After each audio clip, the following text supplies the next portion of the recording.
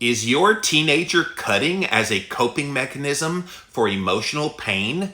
Find out the details here today on Jimmy Rants. Click on that little box down there in the corner. It'll take you straight to IGTV for today's episode.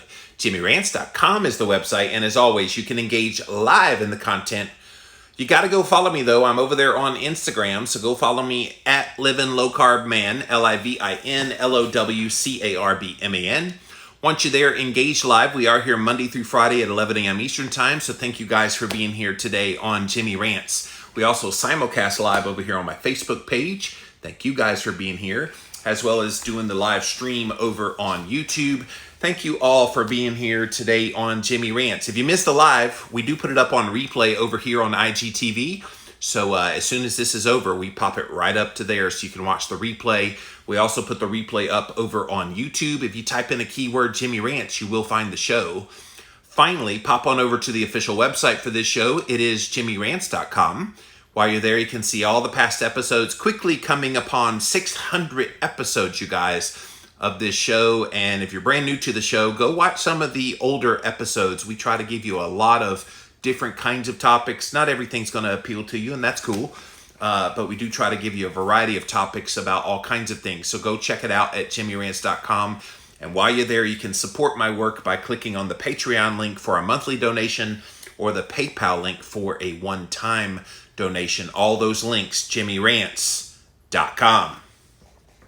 So good Monday morning. Thank you so much for being here, you guys. Hope you had a great weekend. I have had a burden on my heart lately to talk about a subject that's not easy to talk about. Because, like it or not, we have an emotional health problem in America.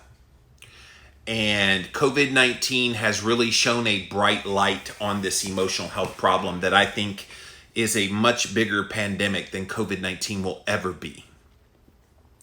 And when all of the measures were put into place back in March to lock people down in their homes and isolate people from other people, and all the things that we've had to live with now, and some people are still living with. I just read a news story just today that New York City is about to go back down into lockdown mode and going just to the essential workers in various businesses and shutting things down again. So it's here.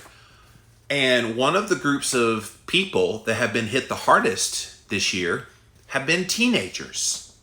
And I remember reading a statistic a couple months ago that said 1 in 4 kids that are teenaged have attempted to commit suicide, and many of them have been very successful at committing suicide. And, you might be thinking, okay, well, how did they get to that point? Was there a go-between? Was there something else they did that might have been a sign, might have been a clue that they were headed towards that direction, that they were struggling mentally, that maybe they could have used some psychological help with a therapist to help work through some things? And there actually is. This topic I'm talking about here today is something I've touched on very briefly in a previous Jimmy Rants, but the more I have thought about this, the more I thought we have to do an entire show just on this subject. And it's the subject of cutting. If you're not familiar with cutting, this is a very popular thing amongst the teenage population, and it's not new. When I talked about it briefly on another episode of Jimmy Rants, I had several people that were older that said, oh yeah, I've been cutting since I was a teenager. And so cutting is actually where a teenager especially takes a knife, a razor blade, some sharp object, and literally cuts their arm, their leg, their stomach, some part of their body. And you're thinking, what does that do? Well, they're in such pain from the emotional turmoil that they're going through in their life that it has now become a coping mechanism to deal with that emotional pain. You're thinking, well, why would you cut yourself? What does that do? When you feel real pain in the form of physical pain, it literally alleviates. This is how it's been explained to me. It alleviates the emotional pain. It seems so bizarre, right?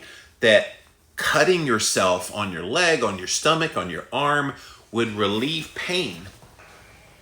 But for these kids, it's very real. So if you're just joining us, I'm asking the question here today, is your teenager cutting to cope with unbearable emotional pain? And if they are, what are you as a parent, as a loved one in that teenager's life? What are you doing? What are you doing to help them out? What can you do? And maybe sometimes people just don't know what they can do. And that's part of the problem too. I can tell you as the child of an abuser, I never resorted to wanting to cut myself, but I could see where I would want to commit self-injury. And in fact, if I'm being honest with you, I think I did do that many times. For me, because I was so used to having my head slammed into walls, I would slam my head into walls on my own. And I would kick a door so hard that it nearly broke my toes. Because the emotional pain is so hard. Now, the teenager that's doing this doesn't even necessarily need to be abused per se, not physically. I would dare say that most of the teenagers that engage in this kind of behavior, they're dealing with at least an emotionally abusive parent or parents. And those parents are so oblivious to what's happening in their child's life that they don't even know. They probably don't even care. And so this is very, very real. And if you're a parent and you've got children, either preteens or teenagers, and you're not checking in with them often, let this be your wake-up call. Maybe you've never even heard of this idea of cutting before. Maybe this is brand new to you. You need to start caring, and you need to pay attention to the signs. I've got a great article from this kidshealth.org website all about cutting that I want to talk about. But more than anything else, if you are a parent of a teenager and your teenager is acting very secretive, is acting very elusive when you ask them questions, here's a big one. If they're wearing long pants or long sleeve shirts in the dead of summer when it's hot, we're getting into the cooler months right now, so cutting is a little easier to cover up. But in the middle of the summer when it's 95, 100 degrees outside and your kid is wearing a long sleeve shirt or pants, you need to be thinking to yourself, what are they hiding underneath that? Now, I'm not saying ask them to strip down so you can see if there's cuts on their body, but you definitely need to check in with them. And even just emotionally check in with them. Hey, is everything going okay in your life? Like, you seem to be a little more guarded lately. I just want this to be a safe space for you. Like, I've never been a parent, so I don't know that experience. I just know that if I was a dad and I had a daughter, I would want to talk to her tenderly and let her know that she's safe and okay, and that anything's on her mind, that I'm an open book for her to come to, all the things that a good dad should do. Unfortunately, most dads and even a lot of moms aren't that way with their kids. And so the kids are left to flail in their emotional pain, and it becomes very heavy. And I'm going to tell you, there's a lot of kids that are cutting themselves. And if that is a shock to you, you don't want to miss the rest of this Jimmy Rants. All right, so let's read this article all about cutting. Again, reading from kidshealth.org. What is cutting? Emma's mom first noticed the cuts when Emma was doing the dishes one night. Emma told her mom that her cat had scratched her. That's a common one. When they get caught on the arm or the leg, they'll say, oh, the cat scratched me. Her mom seemed surprised that the cat had been so rough, but she didn't really think anything of it. Emma's friends had also noticed something strange as well. Even when the weather got hot, Emma always seemed to wear long sleeve shirts. She had become secretive too, like something was bothering her. But Emma couldn't seem to find the words to tell her mom or her friends that the marks on her arms were from something she had done. She was cutting herself with a razor when she felt sad or upset. For the life of me, I can't conceptualize getting to the point that I'm in such emotional pain that I have to cut my arm, cut my leg, cut my stomach. I can't go there in my mind, because I guess I've been cut inadvertently enough that I know that pain hurts, and I don't want to purposely put that pain on myself. But I think for a teenager, they'd rather feel that pain because it's the first thing that feels real in their life. And it's so wild. And again, not to point the finger of blame at parents, but if you're not checking in emotionally with your kids to see how they're doing, that's a dereliction in your duty as their parent.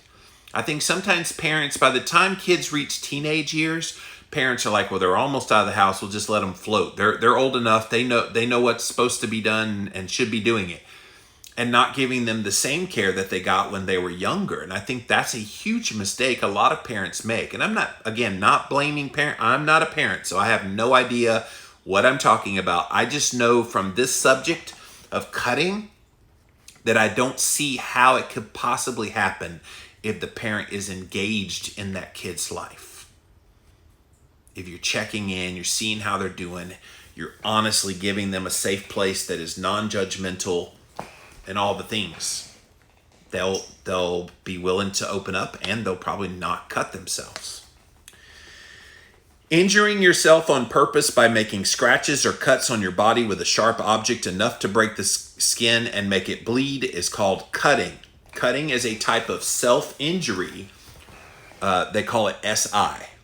People who cut often start cutting in their young teens. Some continue to cut into adulthood. That's the thing. If these young teens keep cutting all throughout their teenage years, and then they get to become an adult and maybe get married, their coping mechanism is now deeply ingrained in their brain that when I hurt emotionally, this is what I do. And when it's not corrected soon enough, it becomes a habit and it becomes the go-to. Some people's coping mechanism is turning to drugs or alcohol or food and those kinds of things. But cutting is a very, very popular form of coping with this unbearable emotional pain. And it's bad. Like when I was growing up, I don't remember hearing anything about kids cutting to deal with pain. This must have been something that came along in the last 25, 30 years, that kids would actively cut themselves, physically cut themselves on their arm or their leg or their stomach just to relieve pain. And if this is so brand new to you that you've never heard about this before, I hope this is an eye-opener, that if you have teenagers in your life, either you're the aunt or uncle, grandma, grandpa, or mom and dad, or even a sibling of someone in that age bracket, check in with them. And don't be afraid to ask the hard questions, especially if you have a good relationship with that person, with that loved teenager in your life. And if you don't, start working on that relationship, because teenagers are hurting. And we all have gone through that awkward teenage years. I hated it because it was the prime of when I was getting abused by my dad. From 14 until 17 and a half, I was pretty much relentlessly, emotionally and physically abused by my dad.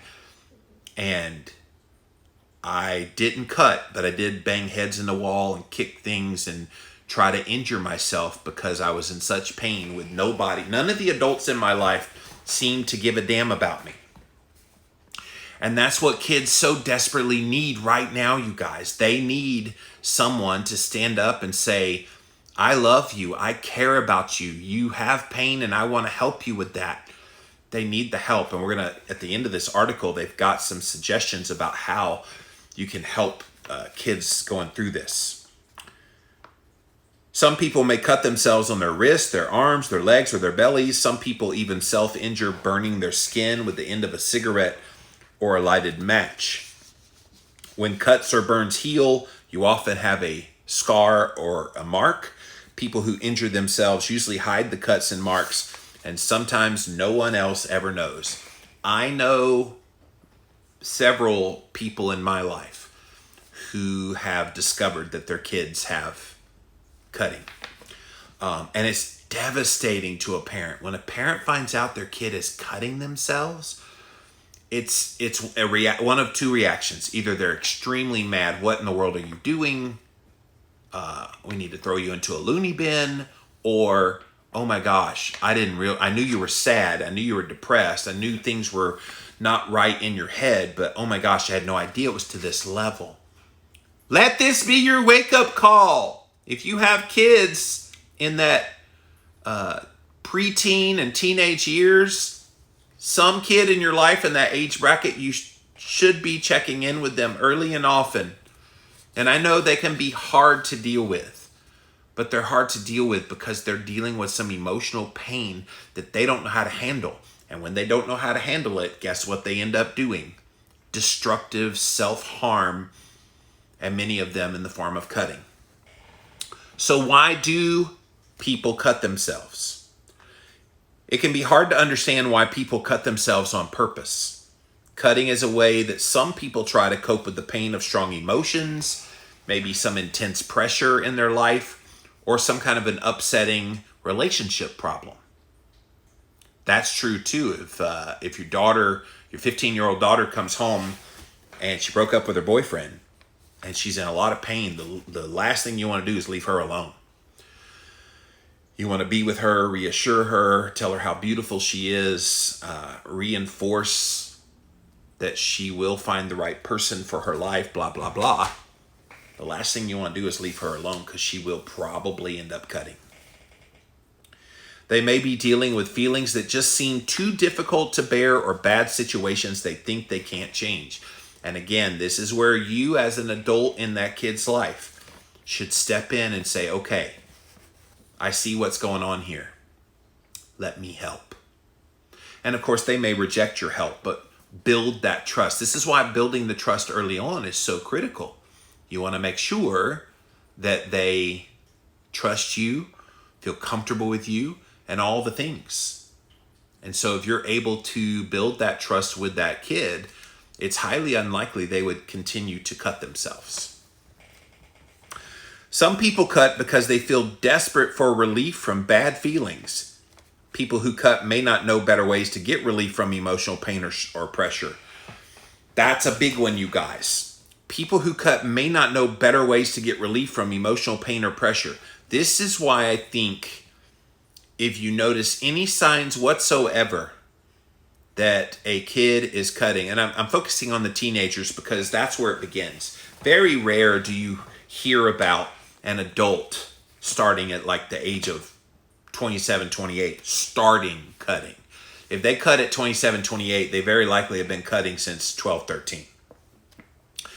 And so when you hear a teenager going through some emotional pain and anguish and things in their life, you need to give them a reassurance and let them know, hey, you're there for them, and that cutting may not, if you catch them with the cuts, cutting won't be the only option.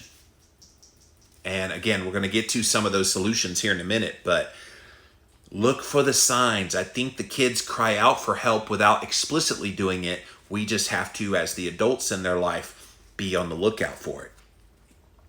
Some people cut to express strong feelings of rage, sorrow, rejection, desperation, longing, or emptiness. All of those things are very real in a kid's life. Think back to when you were a teenager.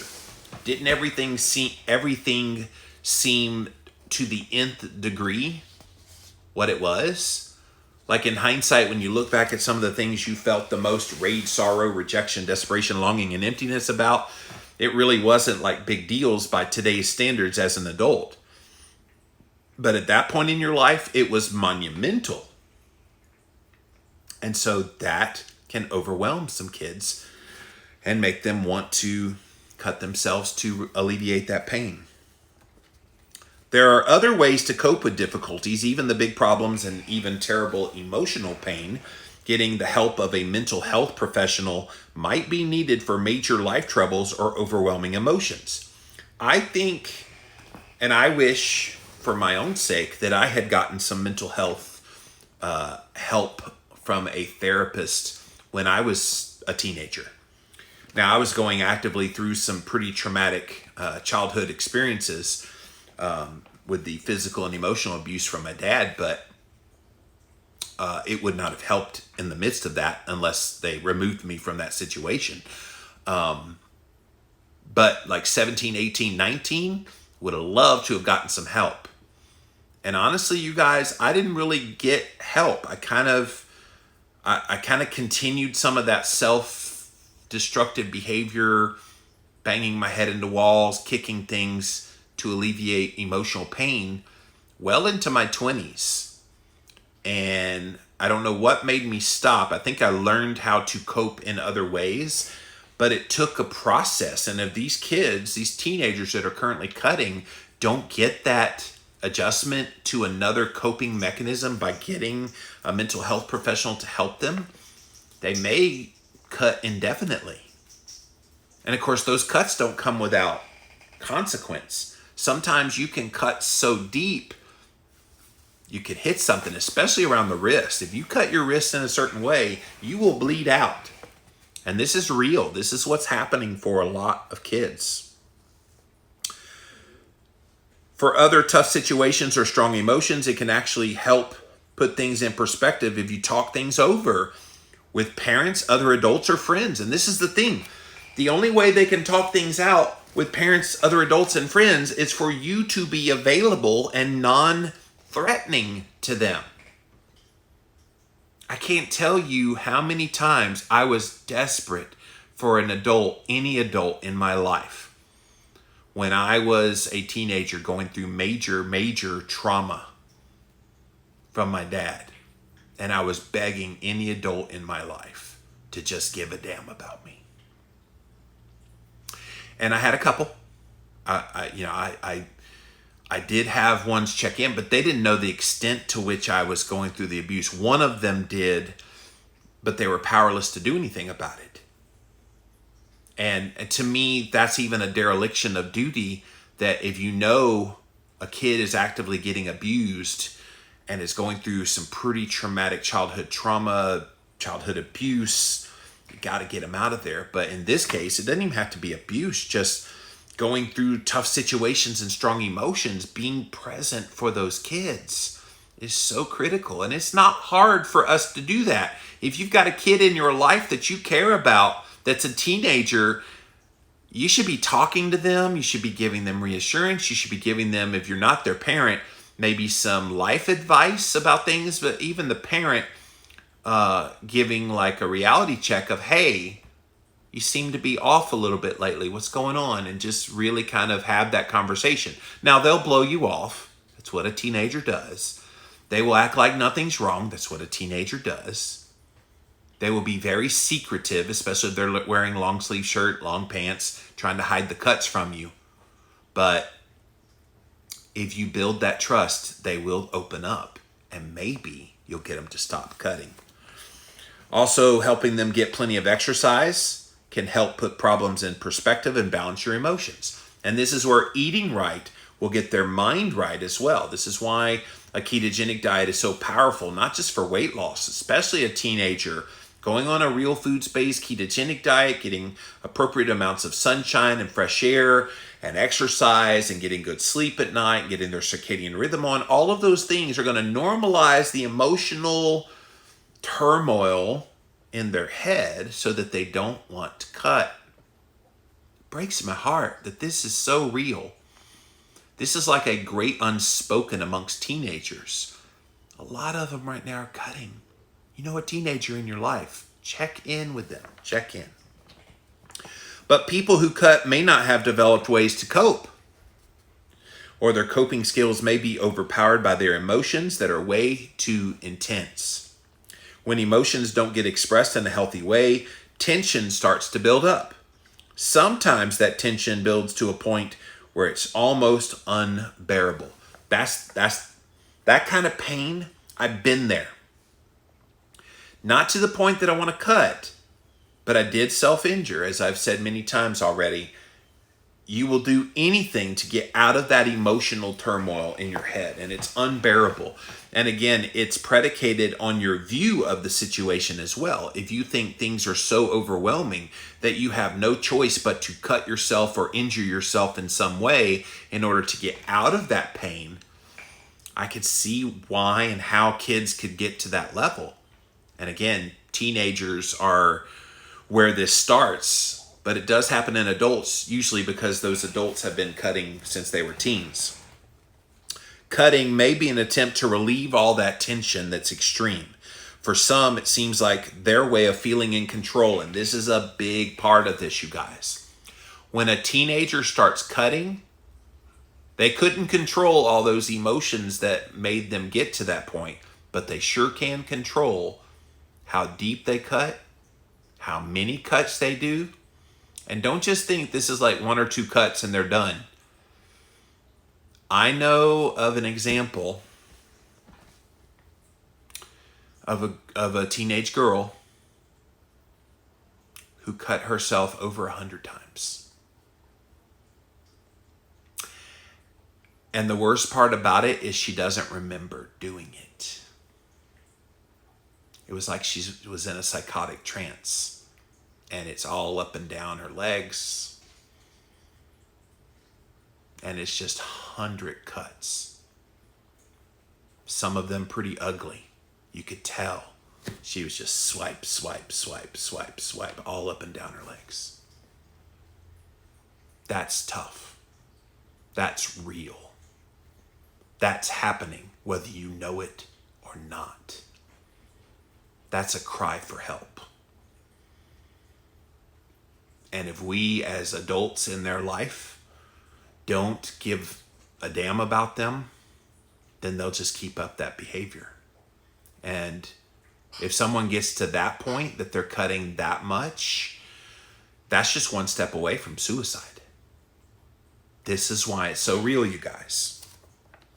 The urge to cut might be triggered by strong feelings the person can't express, such as anger, hurt, shame, frustration, or alienation.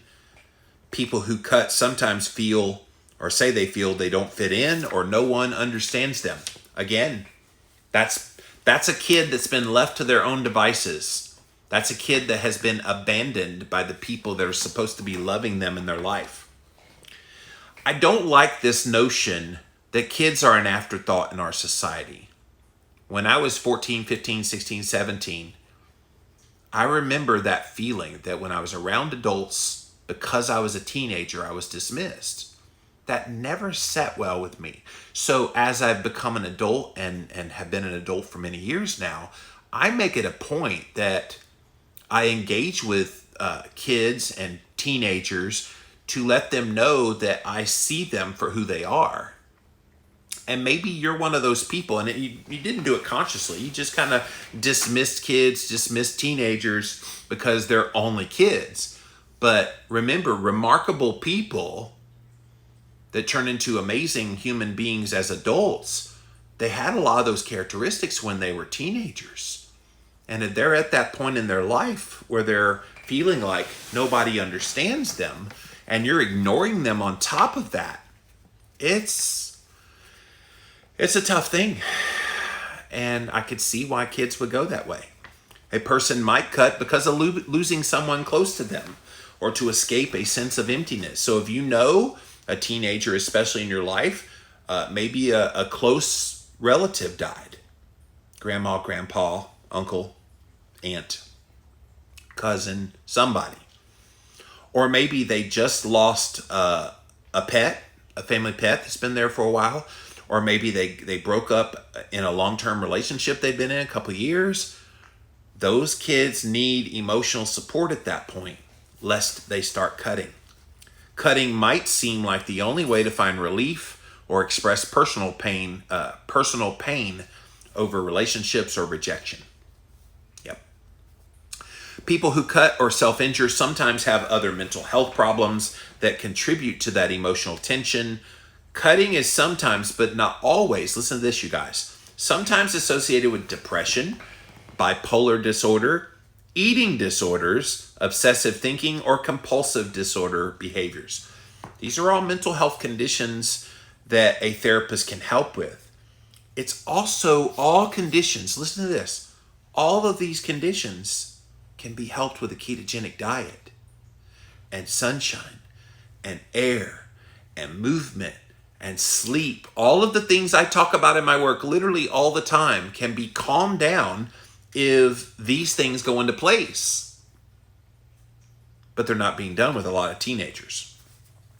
It can also be a sign of mental health problems that cause people to have trouble controlling their impulses or to take unnecessary risks. Some people who cut themselves have problems with drugs or alcohol. So some people turn to drugs and alcohol as their first choice of coping, but then those things create problems in and of themselves, which then lead to the cutting. Some people who cut have had a traumatic experience, such as going through child abuse like I did, violence, or disaster. Self-injury may feel like a way of waking up from a sense of numbness after having trauma. Or it may be a way of reliving the pain that they went through, expressing the anger over it, and trying to get a control over it. When the pain starts to play over and over and over and over and over again in your head, you have all these recollections and it just keeps hurting constantly. Perhaps cutting makes you feel something real so that that becomes less painful. I mean, it's an interesting kind of strategy. It's still a bad strategy, but it's still an interesting one. So what happens to people who cut themselves? Although cutting may provide some temporary relief from a terrible feeling, even people who cut agree it's not a good way to get relief. I've talked to a teenager who cut, and this person told me, oh yeah, I know it's bad. I just have no other choice. I'm like, what do you mean you have no other choice? It's cut or don't cut. But, well, I just feel like there's no other options for me, so I cut. And I can't always control when I cut because I'm not in my right mind. It's interesting they're so self-aware of that. The relief doesn't last. That's why they have to keep doing it. The troubles that triggered the cutting are still there. They just get masked over, and now you got this cut on your arm or leg or stomach that's a reminder of what you did to try to cover up that pain. But it's not enough. It's kind of like eating processed carbohydrates. When you're feeling down, you eat processed carbohydrates, you get the high, you're all high until you crash, and then you're back where you started from, probably a little bit worse off. So then what do? You eat more processed carbohydrates. Well, that's what cutting's doing. When you cut, you relieve the pain in the moment. You get a little bit of relief from it. But here's the other thing about cutting. When you cut, in the moment, okay, it's taking away the pain because you're feeling the new pain. But in the days after, in the weeks and the months that maybe it takes to heal from that cut, you're not actually getting any relief from pain. You're actually feeling an activeness of pain from where the cut was. Like, this is like vicious behavior, you guys, and teenagers especially. Cutting to cope with pain just breaks my heart. It doesn't have to be that way. People don't usually intend to hurt themselves permanently when they cut, and they don't usually mean to keep cutting once they start. Like I said, I know of one kid, 15 years old, 100 cuts on the leg. Just went one right after the other, after the other, after the other, and then went one right after the other, all over their leg. And it's a horror movie to see that. That was tough. But they can happen, and it does happen. It's possible to misjudge the depth of a cut, making it so deep that it needs stitches. Sometimes in extreme cases, it can lead to hospitalization because it gets infected. Cuts can become infected if a person uses non-sterile or dirty cutting instruments like the razors, scissors, pins, or even the sharp edge of a can of soda. Those things could be unclean and then get in there and infect.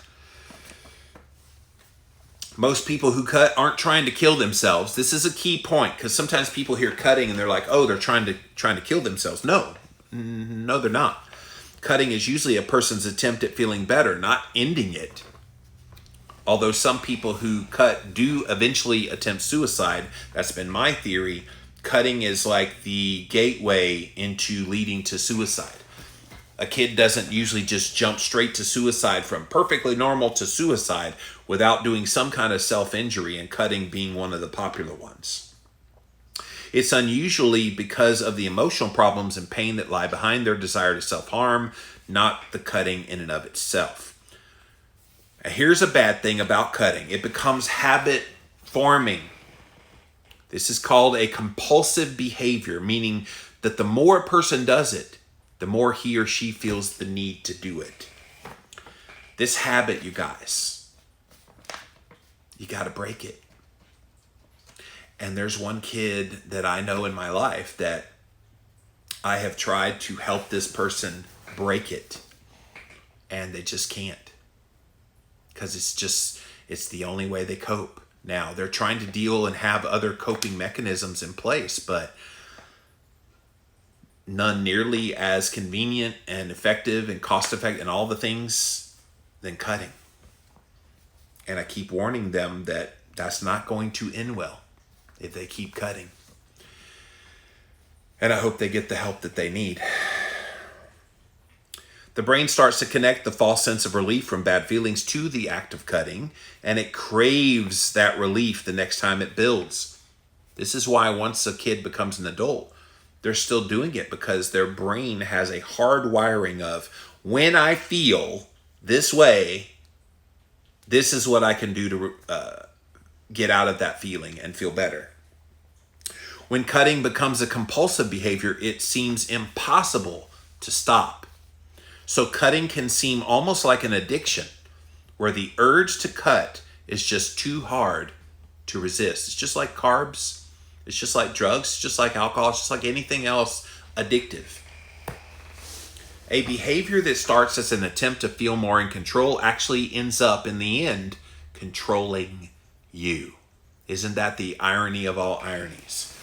The kid starts cutting as a means of having control of something.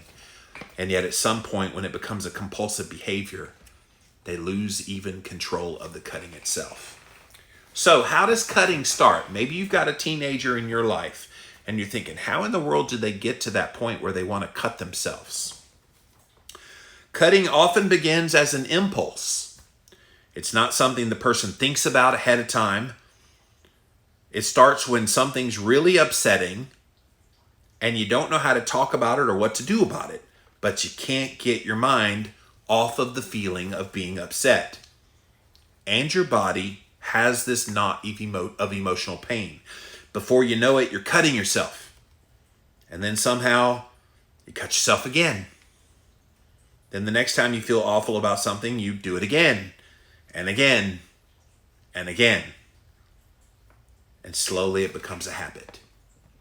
Slowly it becomes your go-to about dealing with this. And parents, this is why you are so critical in stopping that pattern before it becomes compulsive behavior habit.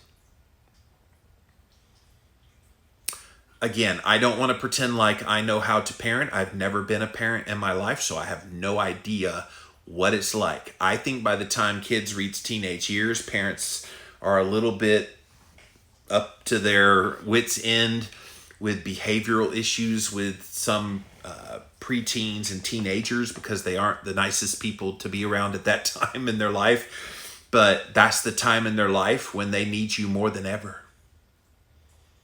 And if we could stop kids from getting to that level of having that impulse to cut, and then cut and cut and cut and cut, and it becomes this habit, before it gets to that point, be present in their life.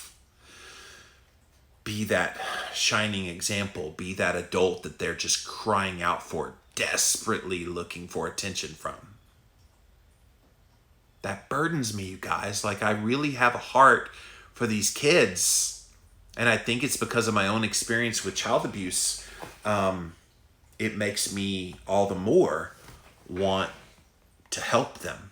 Which is why I'm doing this Jimmy Rants today. This is not an easy one to talk about, because nobody wants to talk about this stuff. You want to talk about cutting carbs, fasting, cholesterol, and all the, rip, rah, rah. This is real life here. Not that those things aren't, but this is really real life here.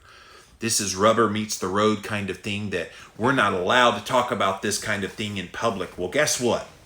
Screw that. I'm talking about it because it's important. Natalie, a high school junior who started cutting in middle school, explained that it was a way to distract herself from the feelings of rejection and helplessness that she felt she could no longer bear. I never looked at it as anything that bad at first, just my way of getting my mind off of something I felt really awful about. I guess part of me must have known it was a bad thing, though, because I always tried to hide it. That is a key, guys.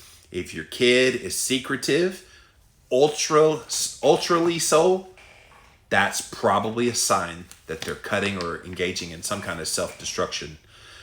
Once a friend asked me if I was cutting myself, and I lied and said no. I was so embarrassed about it.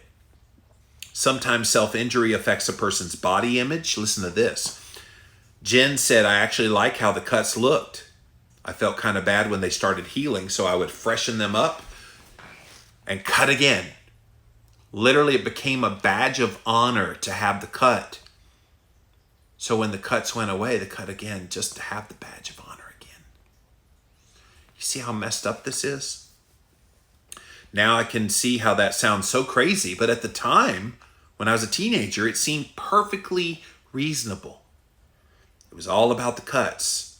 They were my one thing that I knew about myself. They were my own way of controlling things. I no longer cut myself, but now I have to deal with all the scars on my body. And back to that kid I was telling you about that had the 100 cuts on the leg. Some of those went deep. And I remember them asking me, am I going to have scars? I said, yeah, you are. And it's going to be bad.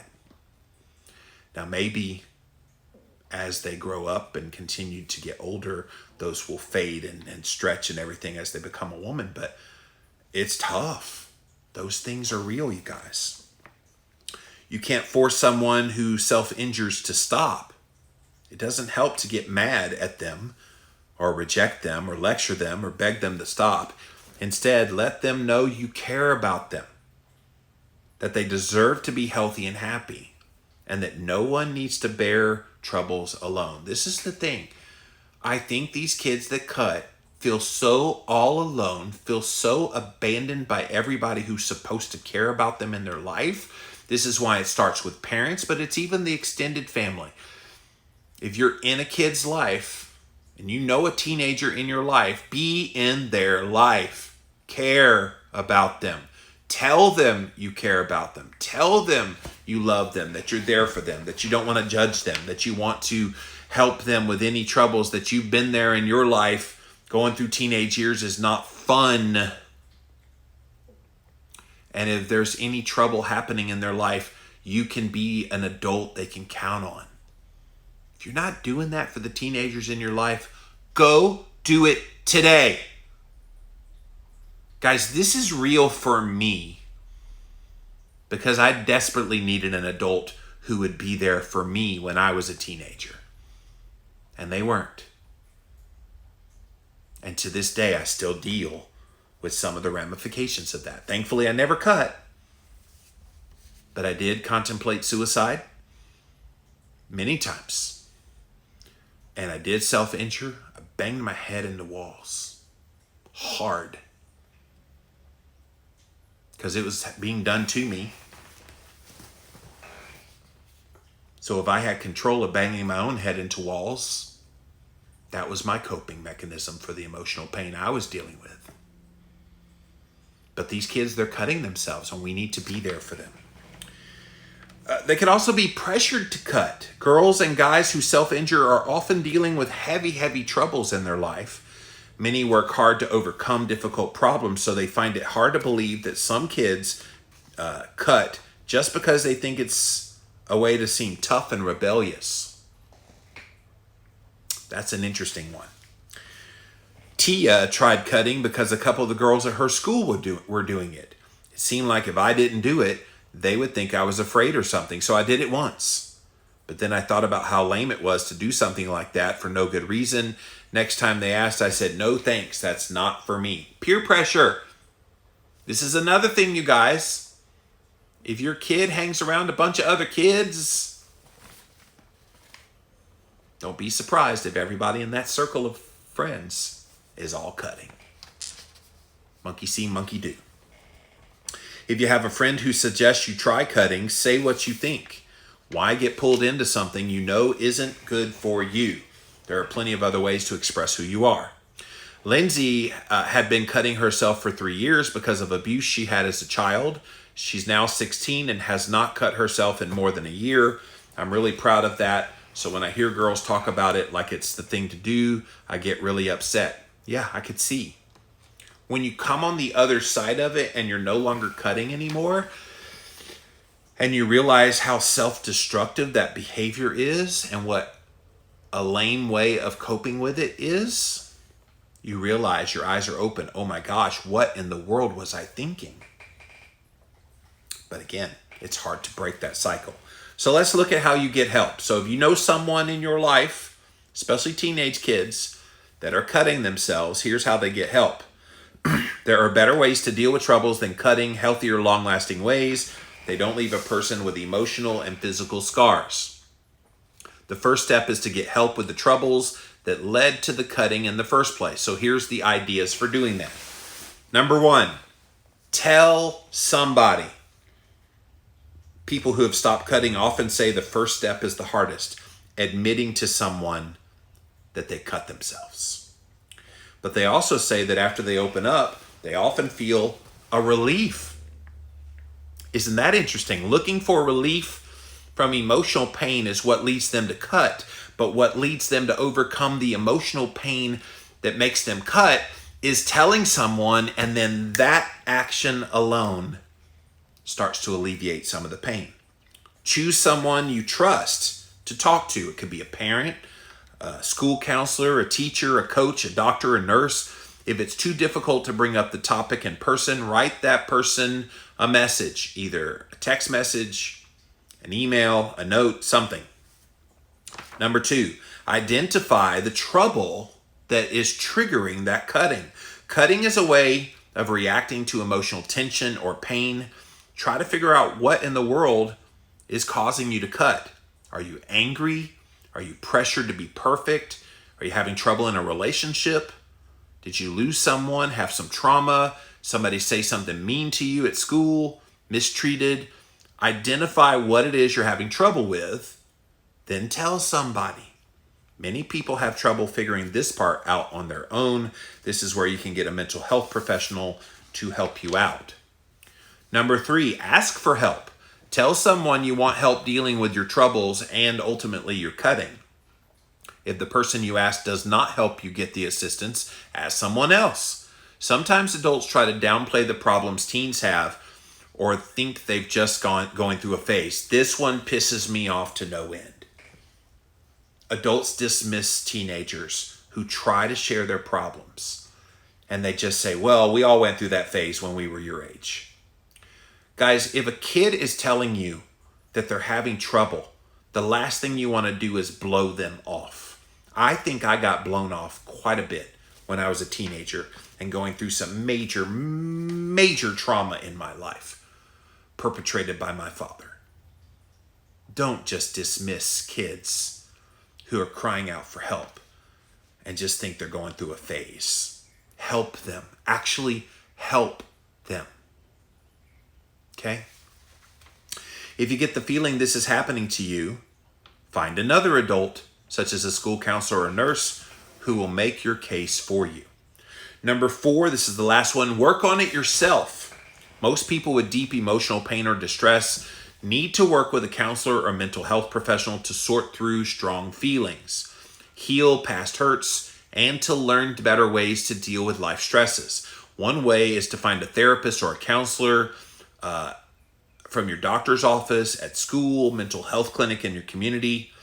These are all ways that you can work on it. And a lot of the kids that are dealing with cutting, they don't have an adult in their life that cares enough about them to take them to counseling.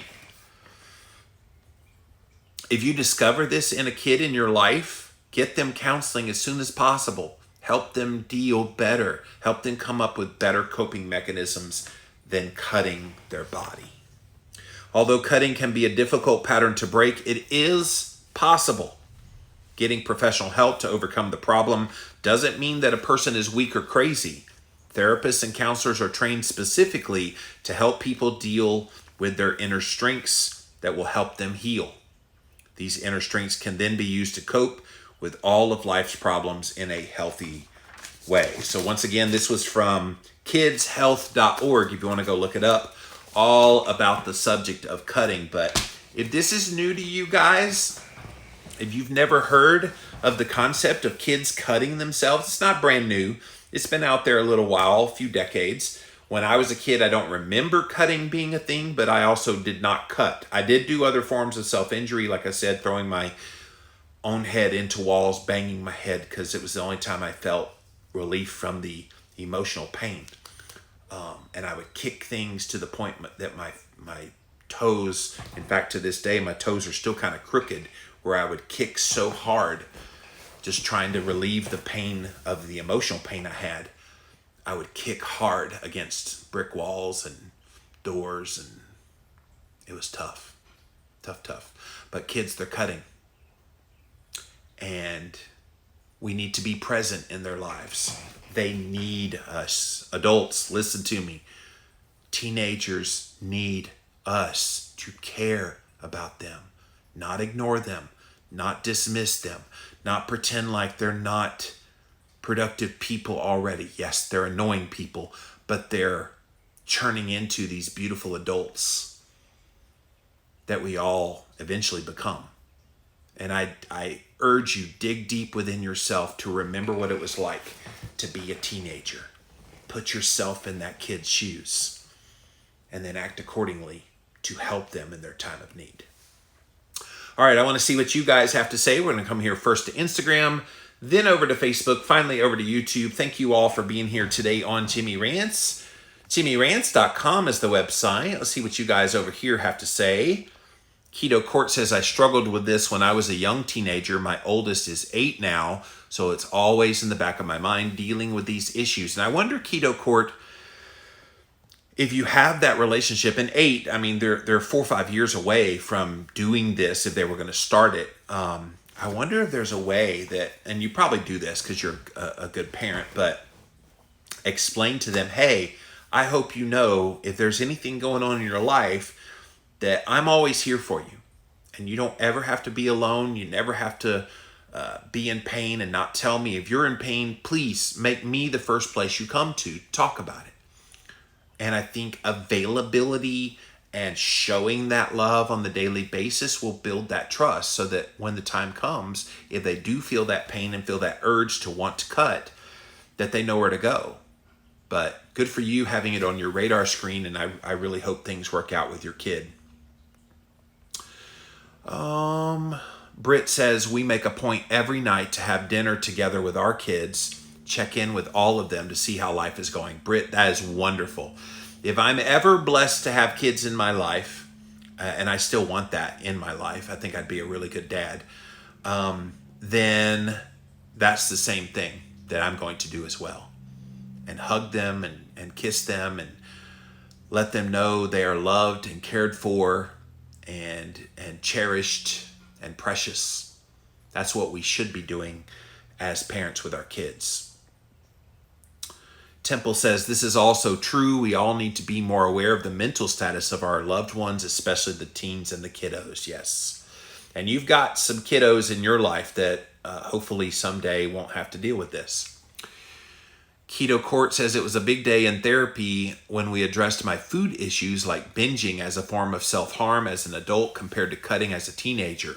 Getting to the root, not just symptoms, was crucial. Thank you for that point, that sometimes it starts as cutting, but then it turns into alcohol, and then it turns into drugs, and then it turns into binge eating. Coping mechanisms can shift, and so maybe that's why it's a little bit hard to figure out what's going on.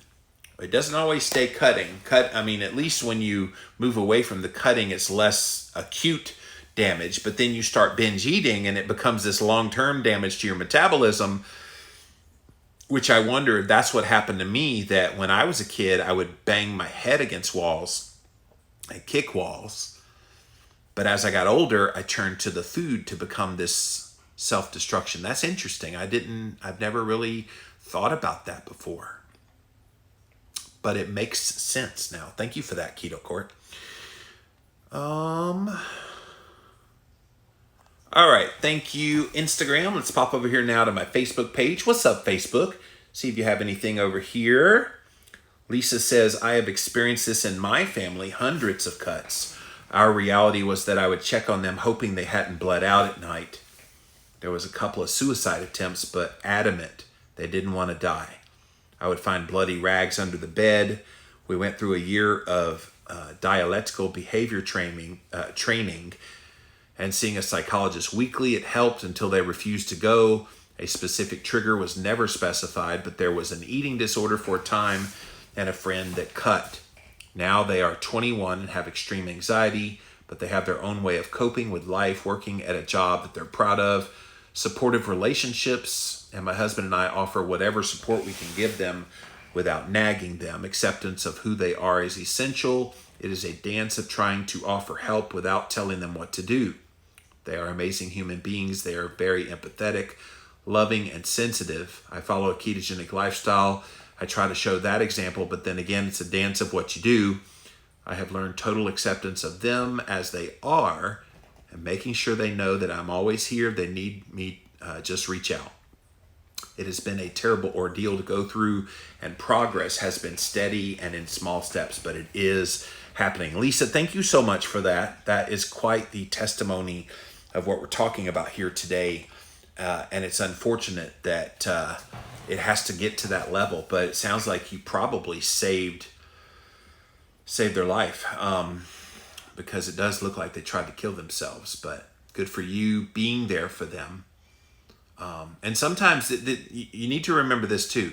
Sometimes you can be there for them in all the ways. You can be the perfect parent and do all the things and reassure and blah, blah, blah.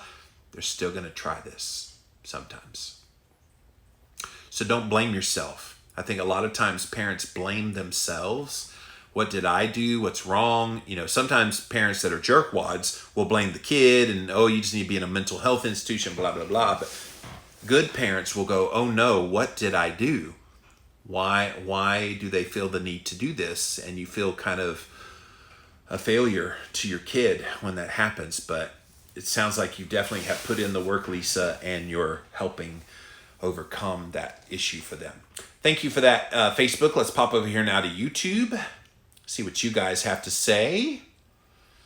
Matt says, thank you for this subject. Thank you. One of the times I was hospitalized, one of my roommates tried to kill himself, choking himself with a towel. The staff caught him before he finished. Whoa, that's heavy.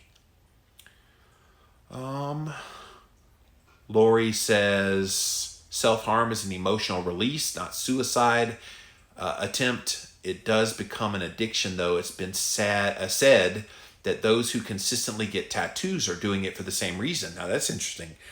I know some people that got a lot of tattoos. I never thought about it being an emotional response. That's interesting. The feeling of pain releases emotion, and in effect, it releases endorphins. That's fascinating. Please, if you're helping someone in your life, do not give out their personal information until you're sure the person can help, says Lori. Depending on where you live will be the deciding factor in getting help. Thank you for that. They start much younger than you think. I've seen children that self-harm as early as 7 years old. Thank you for that, by the way. And I knew it was younger children, but I know by the time they reach teenage years, that peer pressure kicks in a whole lot stronger. But you're right. I'm sure there are people that start much younger than teenage years. I'm thinking like 11, 12 is where it could start usually in the early times. And then by the time they're full-blown teenagers, it's bad. Shirley says, my daughter scratched up her neck when she was 3. Her preschool teacher said she was frustrated about something and came out of the bathroom stall with the scratches on her neck. She's now 9 and hasn't done it ever since. That's interesting. Yeah, I wonder if there's some kind of an innate human reaction to want to do that. I'm not a psychologist. Maybe I could find someone in the psychology world who I could interview on my podcast about cutting and the why and how it starts maybe as early as 3, like you said, Shirley, that, you scratch your neck because you were in such pain emotionally that just took it away. I don't know. It'd be interesting to see. But fascinating topic today, you guys. I thought, okay, this has been burdening my heart because I know quite a few parents dealing with kids who have their teenagers who cut. So hopefully this helped you today. Lori says, I was in psychology for over 30 years, seen more stuff than I care to admit. Lori, I realized when you wrote your comment that you had to be in the profession. So thank you for that. Maybe, Lori, I could interview you if you'd be game. So reach out to me. I'm Living Low Carb Man over on Instagram if you want to DM me. I definitely want to do that when I come back to recording interviews again in 2021. So reach out. But that's it for this episode of Jimmy Rants. JimmyRants.com is the website. And as always, you can engage live in the content. Go follow me right here on Instagram. I am at Living Low Carb Man, LIVIN LOWCARBMAN. Once you're there, engage live. We are here Monday through Friday, 11 a.m. Eastern Time. So thank you for being here today. Thank you to my Facebook page and my YouTube page for simulcasting today here on Jimmy Rants.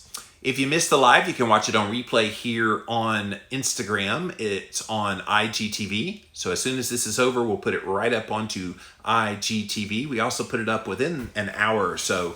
It goes up over on YouTube. Just type in a keyword, Jimmy Rants. You will find the show. And then finally, pop on over to JimmyRants.com. That is the official website for this show. See all the past episodes while you're there.